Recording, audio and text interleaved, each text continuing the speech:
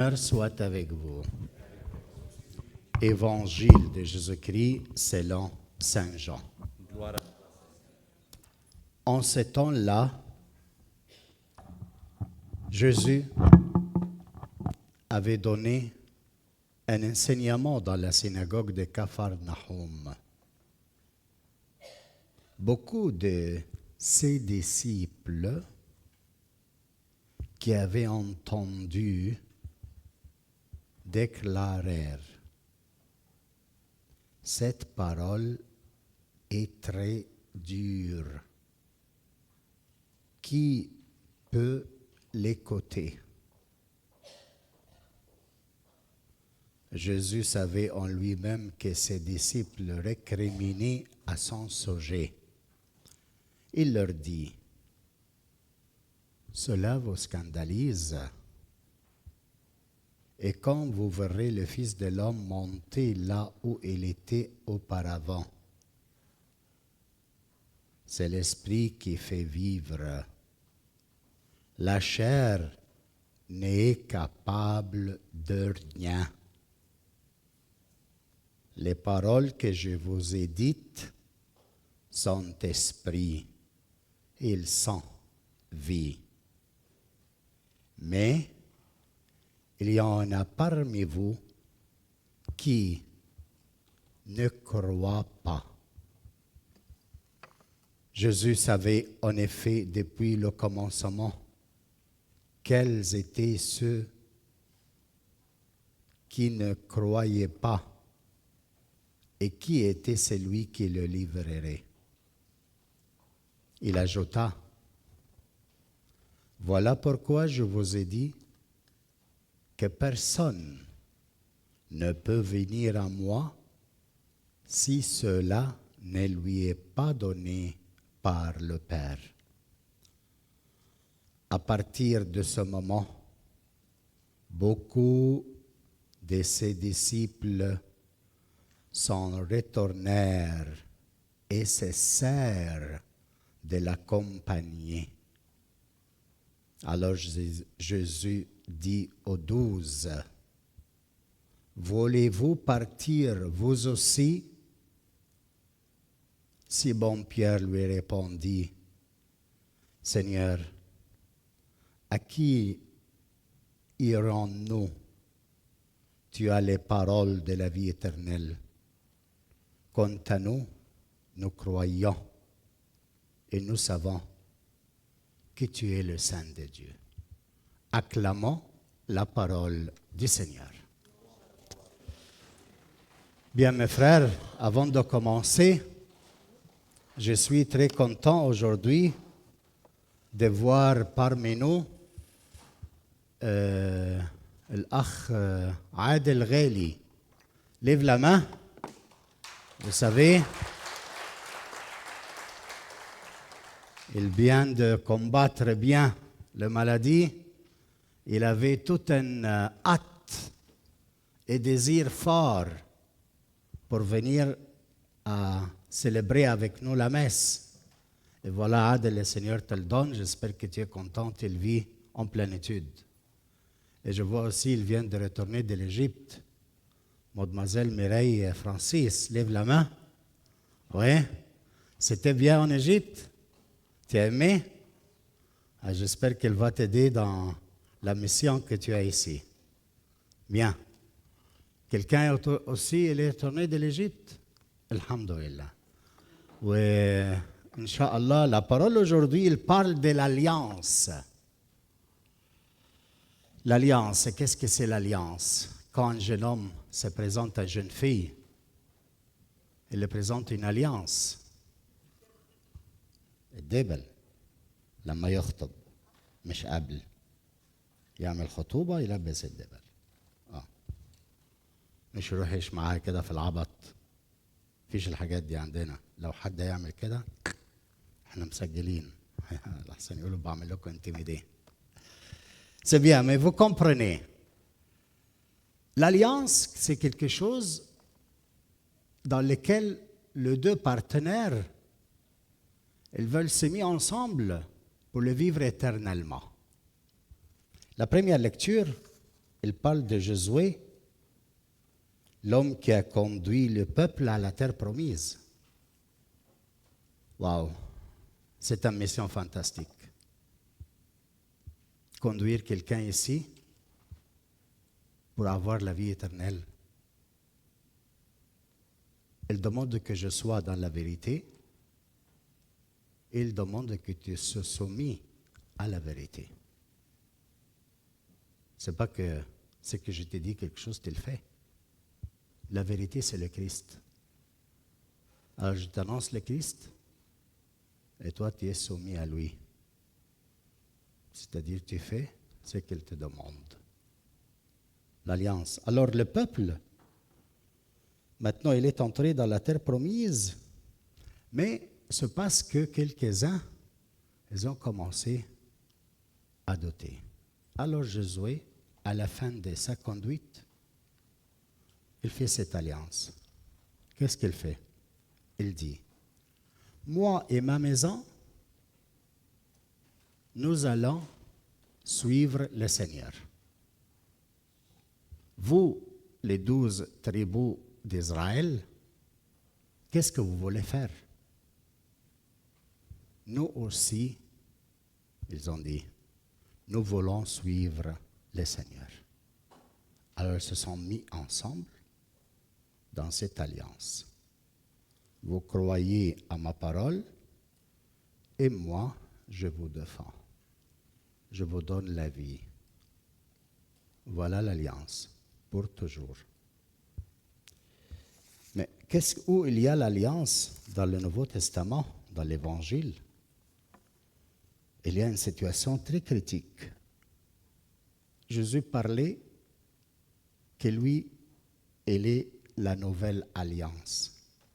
Qui mange ma chair et qui boit mon sang a en lui la vie éternelle. Et qu'est-ce que c'est la vie éternelle? La vie de Dieu. Et qu'est-ce que c'est la vie de Dieu? C'est Dieu qui est en toi. Crois-moi. Si tu crois ce que tu manges, le corps et le sang de Christ, c'est-à-dire Dieu est en toi. La vie éternelle, la vie de Dieu qui est éternelle, est en toi. Alors, quand tu réduis les choses à tes efforts pour accomplir la parole de Dieu, tu n'es pas capable. Mais quand tu reçois les sacrements et la parole de Dieu, la vie de Dieu est en toi, alors tu fais le maximum qu'il a fait. C'est quoi? Aimer les ennemis et donner sa vie gratuitement pour ceux qui ne t'aiment pas.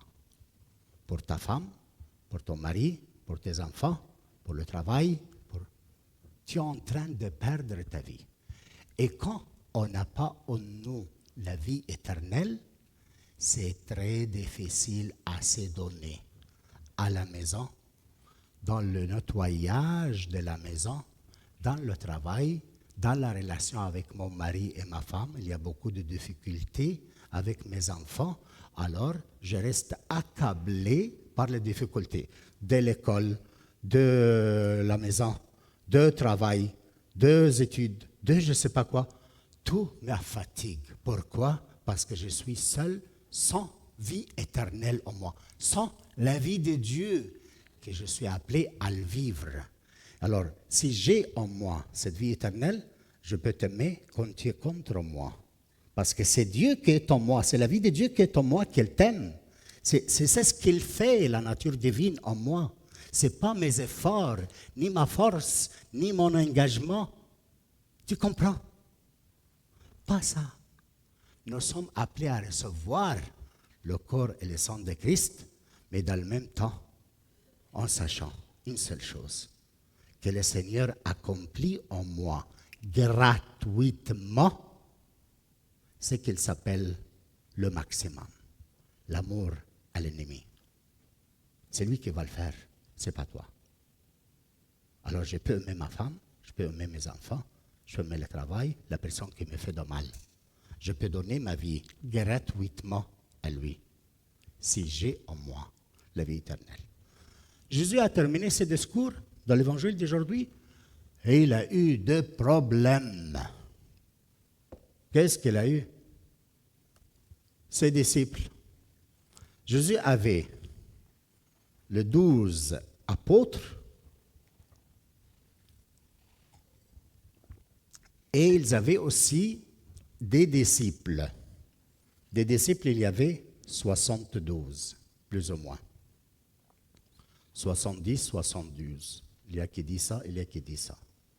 Et il avait les apôtres, les 12 apôtres. Alors, les disciples ont entendu ces discours que je vous faisais avant. Qui mange mon corps et boit mon sang a la vie éternelle en lui. Et qu'est-ce qu'ils ont dit, les disciples? Ce sont des paroles très dures. Qui peut continuer à l'entendre, cet homme? Parce que tu vas me dire, mais moi, quel est mon rôle? Qu'est-ce que je dois faire? Ben, c'est simple. Accepter le don gratuit de Dieu. Tu vas t'engager à faire quoi? À réaliser l'amour à l'ennemi? Tu vas être un menteur, un pharisien. Alors, quel est ton engagement? Acquérir cet amour. Comme quelqu'un dans l'Alliance, il offre, je t'aime. Est-ce que tu acceptes de vivre avec moi comme ma femme? Alors vous faites l'Alliance. Tu dis quoi? Oui, j'accepte si tu l'aimes et si tu le veux. Mais si tu ne le veux pas, tu dis non, c'est fini. مش كده يا بيه؟ كده ولا مش كده؟ اوكي. يعني انا بقول صح. الحمد لله. Dans ce moment, les disciples disent, non, c'est très dur, on ne peut pas continuer à l'écouter. Et ils ont décidé de partir. Ils l'ont laissé. Et Jésus restait avec les 12. Qu'est-ce qu'il fait? Il n'a pas allé chercher les 72. Il n'a pas allé chercher, ils disent, hey, mais vous avez mal compris, non, je ne voulais pas dire ça, non, ne vous dérange pas, venez, je vous explique de nouveau, vous allez comprendre ce que je dis. Non, non, non, il n'a pas couru derrière, parce qu'il sait ici, c'est une décision dans leur liberté. De le suivre, il laisse ces paroles se réalisent en eux ou non. Dans leur liberté. Donc, ils veulent quitter. Ma'a salama ya sahbi. Enta hor. De croire en ce que je dis ou non. Les disciples, ils étaient là aussi, les apôtres, les 12. Et Jésus leur pose la question. Voulez-vous partir vous aussi? Parce que Jésus ne s'intéresse pas d'avoir beaucoup de foules derrière lui. Beaucoup de monde, ça le dérange. Mais peu de monde, mais sont vrais, ils ne disent pas oui et après non. Non. Sont vrais, alors ils posent la question aux 12. Voulez-vous partir vous aussi? Pierre, au nom de tous, il répond et il dit, où irons-nous, Seigneur? C'est toi qui as les paroles de la vie éternelle. C'est ce qui se passait. Mais qu'est-ce que ça veut dire? Qu'est-ce qui nous intéresse là-dedans? Écoutez-moi pour quelques minutes, c'est très important. Il y a deux choses. Un de deux est juste et bon, et l'autre est mauvaise. Quelle est la chose mauvaise? L'attitude des disciples. Qu'on entend le Seigneur dans sa parole avec notre, attention, avec notre intelligence, notre façon de lire les paroles et les sacrements. Parce que Dieu parle en deux choses, dans sa parole, dans la Bible, mais il parle aussi dans la vie quotidienne, avec les événements. Et alors, si tu écoutes la parole de Dieu par ton intelligence et tu analyses seulement avec ton intelligence, à la fin de compte, il y a quelque chose qui va te surpasser. Ou dans les événements de la vie quotidienne, un cancer à ton fils. Oh Dieu, non, ma fille, elle était violée. Ah, des événements, ils vont te mettre dans le scandale. Parce que tu essayes seulement à comprendre avec ta tête. Et alors, Dieu, j'ai un problème avec lui. Je prends ma distance. Avec Dieu, parce que le garçon, il m'a quitté, ou la fille m'a quitté, alors je suis en crise, Dieu est outside of my life. Même fâche. Ça, c'est la façon dans laquelle est mauvaise.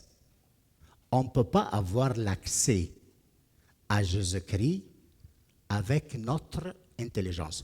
Je ne suis pas en train de dire que l'intelligence n'est pas bon. Au contraire, attendez, je vais vous expliquer autre chose après. La deuxième façon, qui est la bonne, c'est laquelle? Pour le comprendre, je vous donne un exemple.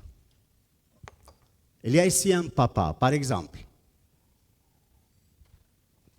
Atif. Tu as deux garçons, un garçon et une fille. Quel est le rapport que tu as eu avec ton fils quand il était bébé?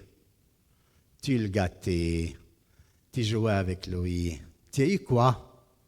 Sa confiance en toi, n'est-ce pas? Tu as installé un rapport de confiance. Tu étais capable de faire quoi? De le prendre comme ça, de lever en haut, ما الواد يخاف وينبسط ويضحك ويعمل وبعدين تقوم ماسكه قبل ما يقع على الارض. Est-ce que c'est possible que tu le laisses tomber par terre؟ تبقى مجنون. فالولد انبسط بس عارف انه بابا هياخدني هيحضني ماما هتحضني. Il y a un rapport de confiance avec papa et maman. C'est la même chose avec Jésus-Christ. Comment tu peux avoir l'accès à Jésus-Christ? Non pas avec la mauvaise façon qu'on a parlé, et je ne le répète pas pour ceux qui sont venus en retard, mais seulement avec la bonne façon, celle de mettre ta confiance en lui.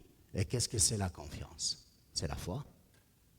Alors, avoir ce rapport de confiance, Jésus peut te parler, il te dit, on va vivre ensemble cet événement. Oui, Seigneur, donne-moi de manifester ta gloire en ce que je suis en train de vivre. Donne-moi de vivre ce que tu veux me donner, mais ne m'abandonne pas. Ne laisse pas que je m'éloigne de toi.